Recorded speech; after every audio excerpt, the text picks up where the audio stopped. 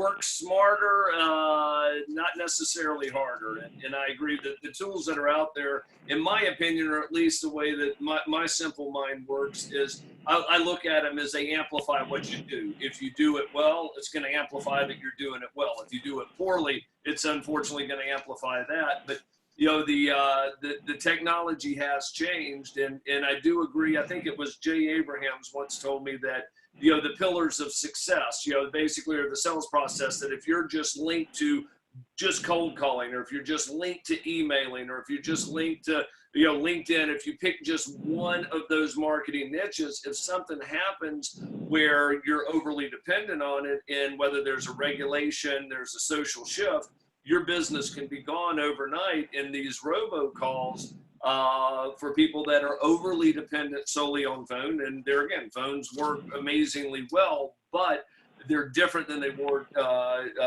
10 or 15 years ago, or even 5 years ago. But these robocalls, now everyone, instead of getting a live person, they're getting the voicemails and the challenges that go there. Speaking of challenges, what do you see as the biggest challenges for the recruiting industry, let's say over the next 5 years, Danny? Yeah, so here's what I guess here's what I put number one. And I think the jury's out, and I'll explain why in a sec. So I think the number one threat is not the obvious answer. Everybody says artificial intelligence and, machine learning. And I don't think there's any question that over a period of time, they will be able to do the sourcing and screening. A lot of what recruiters spend a lot of time doing, there certainly will be tools that will do it faster.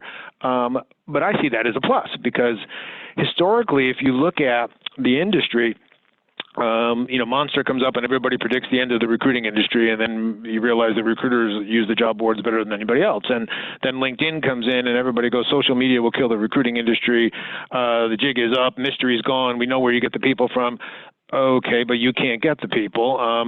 And every time a so-called sea change has come technology-wise, we're a nimble and adaptive and smart enough industry so that we say, yeah, we'll do those tools for you, and we'll use the tools, but at the end of the day, the best people are not looking, and the companies want the best people, and it is that dynamic that keeps us in business.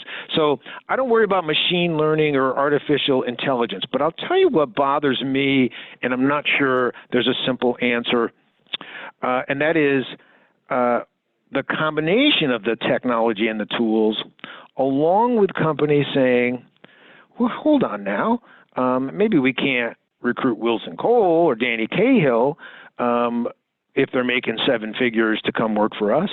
But what about the pretty good recruiter, the one that bills $200,000 or $300,000, makes $100,000 depending on their commission schedule, has a nice middle class life? Why don't we take that person and give them $125,000 and all the benefits, and take away their commission risk and their up and down sales life, and give them a nice fat corporate job and call them VP of Talent Acquisition, and give them 3 sourcers and give them all the LinkedIn recruiting tools they want. And instead of paying, we paid $1.6 million in fees last year. Well, what if we pay this person $150,000 and pay each one person that works for him $70,000? So now we're up to $350,000 plus benefits. So for $500,000, we can fill all our jobs next year and save $1 million in fees. Why wouldn't we do that?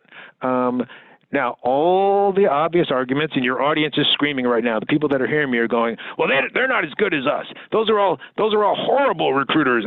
They couldn't make it here, so they went over to the dark side. Okay, get over yourselves.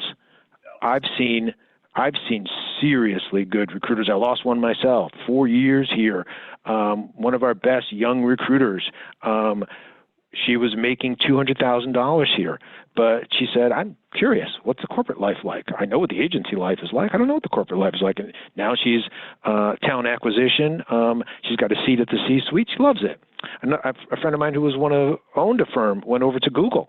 And is in talent ac and Google and likes it. So I don't buy the argument that they're all inept and incompetent and they suck and they'll all implode. No, that's not true. And so I think that's the biggest threat. Companies saying, I don't see the vast majority, not the good ones, and hopefully, most of the people on this call would be in this category.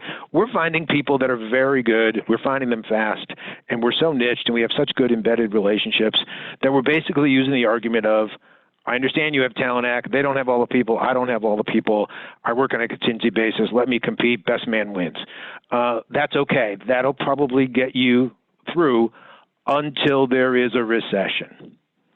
And then if there is a recession, and you and I both know there will be, I've been through 4, when the 5th one comes, for the first time in history, companies are going to say, do we, and I don't know the answer to this, Wilson, I don't know anybody who does.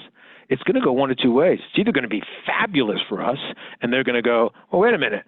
We had the $500,000 investment in the Talent Act team because we were filling 45 jobs a year. But if in the recession we're only going to fill 10, then it makes sense to let go of the Talent Act people and just pay Danny Cahill 3 or 4 fees. Doesn't that make more sense? I hope that's the way it goes. But it could also go the other way, where they go, you know what, it's a recession. We only have 40 jobs. We're loyal to our Talent Act people. So now, while we were letting Danny Cahill compete on a contingent basis for 10 of those jobs, we're not paying those 10 jobs anymore. Okay.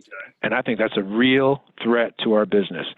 The only thing I've done so far is a continuation of what I've always felt, which is my arguments for using me along with Talent Act will fall on deaf ears to large corporations. But there are smaller and mid-sized companies who don't make that kind of investment in Talent Act, and those are going to be my clients. And frankly, I'm trying to get as many of those as I can before the next downturn.